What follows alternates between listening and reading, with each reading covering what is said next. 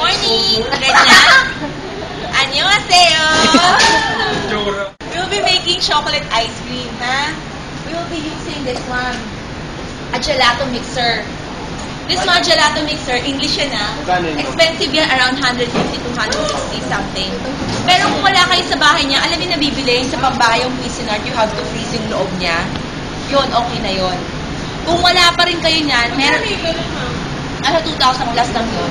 3,000 plus lang yun. Okay na yun.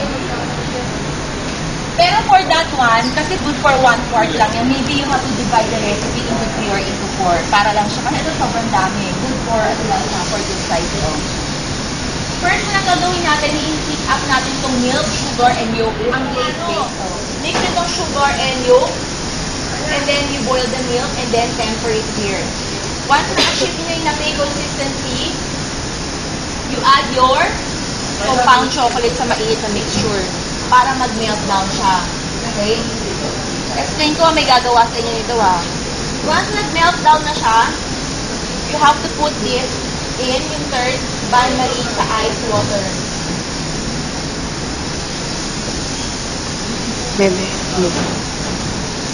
Kailangan malamig na siya, nag-cool down na siya.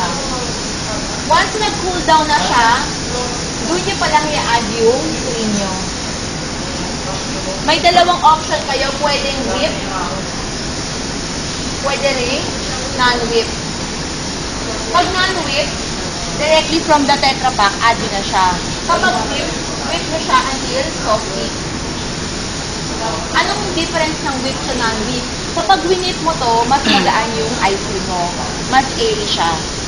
Pag non-whip naman, more on ano siya, heavy.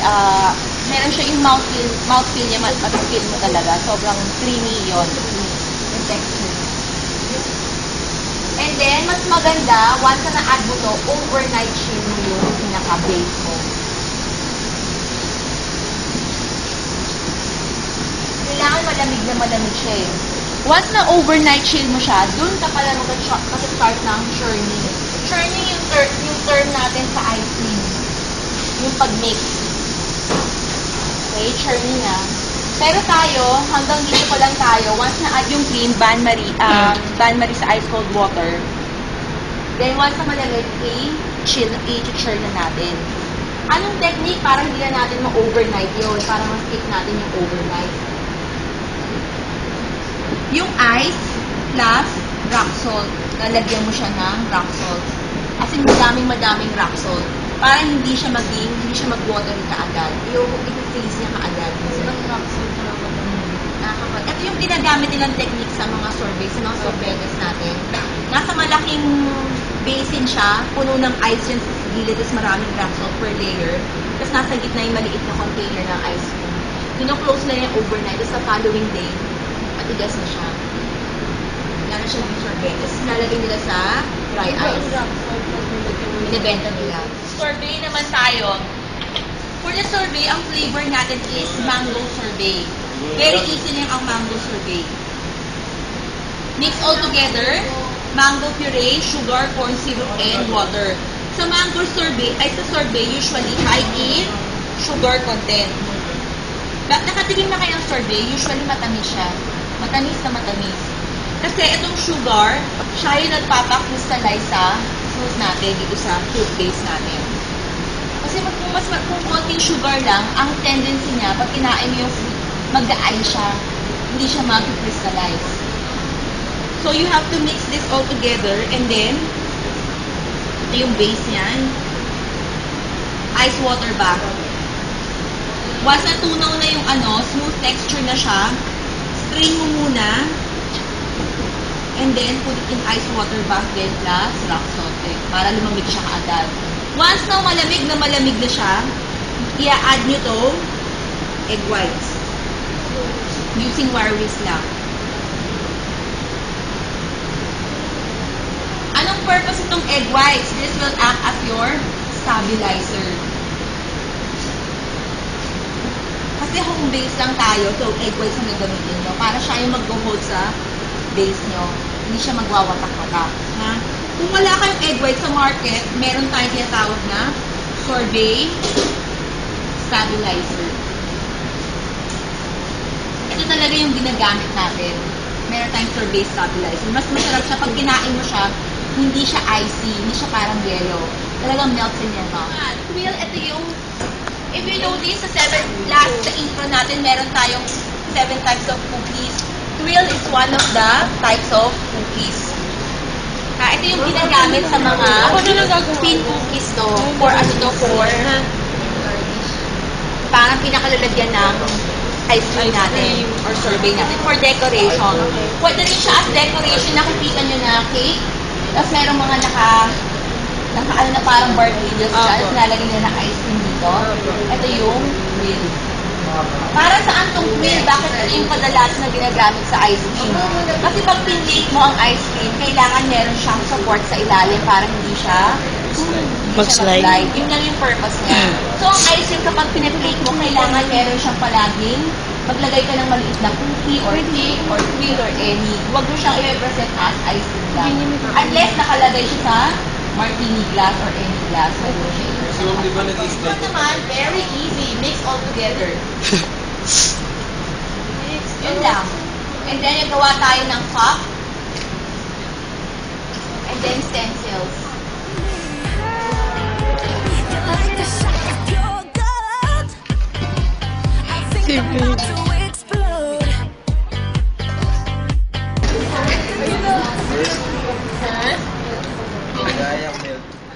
What's that? The milk. Then the apple the sugar. Dapat ba kayo Huwag na natin pakita si Collins. And the apple. Hindi, kailangan yan ng milk. Hindi. Or ito sa, you have to add this. Bit. So, ano gagawin mo sa milk mo? Heat up. Heat up hanggang anong stage? Nothing. Boiling stage! Sorry. Guys, kapag nag-boil, anong next na gagawin mo? Yung tempering. The milk mixture sa egg yolk mixture mo. Temper mo lang siya, ha? Napay consistency, ha? Kulit ni Collins. Tapos, post mo muna 5, ha? Mix mo hanggang pale consistency. Ice and rock salt. This will prevent yung ice para mag-melt down siya, para mag-freeze siya. As much as possible, yung mga ganyang ice, mga akilo pa. At yung maraming rock salt talaga. Rock salt, ay yung ice nandito. Per layer, ice, rock salt, ice, rock salt. Kulang to, kailangan madami. Para lang tinan mo, mag-freeze talaga siya. Temper half of the mixture, yung milk mixture sa half of the mixture na tama na. Tama na daw. What's the purpose of tempering? So, ano? Para hindi maluto yung itlog. Yan, once na mixture mo siya, ibabalik mo na siya dito. Okay, balik mo na, Kevin. Then, ikaw naman mag-mix dyan sa... So, hindi nyo maluto yung itlog. Ready na? This one? Ready ka na? Okay. This the Ano? the pay consistency. If you notice, nag-start na siya mag-thicken out, ha? At this Dumidikit na point, siya for dun the sa ice cream, huwag yung sobrang thick na tape, ha? Basta medyo, ang purpose lang natin dito para maluto yung egg. Egg. Of course, kapag this one, at once nag-thicken out na siya off the heat, dun mo pala i-add yung chocolate mo. Tsaka pala ilalagay sa malamig ulit. Atang! Showtime na ako, Atang! Showtime!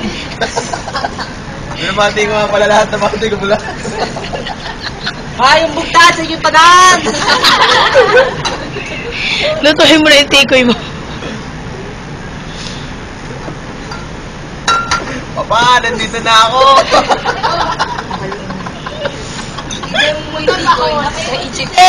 Kasi ayo. Ano ba po ulo? 赶紧搞了，行了，行了你了，行了行，行了，行了，行了。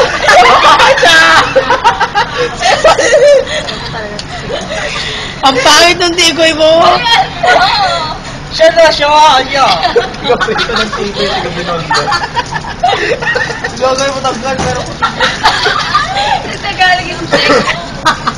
Hindi kumamit ko ano. Chocolate. Para flavor. Para mag-melt out siya.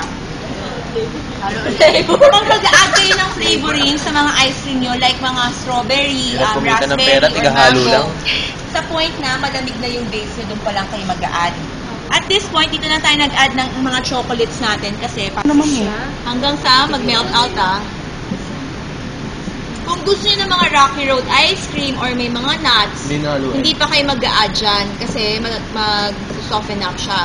Sa time na nag-churn kayo, nag-start na siya tumigas, dun pa lang kayo natin. Pag na-melt out na, strain mo dito, sayaan mo na siya mag-cool down. Once in a while, you have to mix it para yung lamig niya. Please na. Ang galing.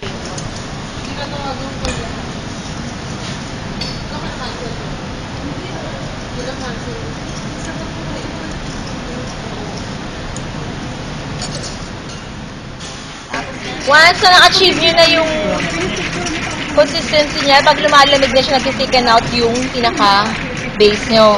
Once na malamig na siya, you add your stabilizer, which is egg white. Add mo lang siya, then mix mo.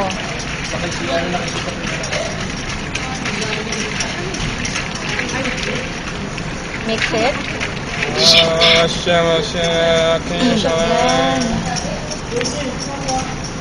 And, Pag-flavor ko rin yung palitan yung yellow, Nag-thicken up lang siya. Ha? Etong stage na to, or medyo mas buo pa siya, mas thicker pa dito, pwede na kayo mag-add ng mga flavorings nyo, nuts, brownies, caramel.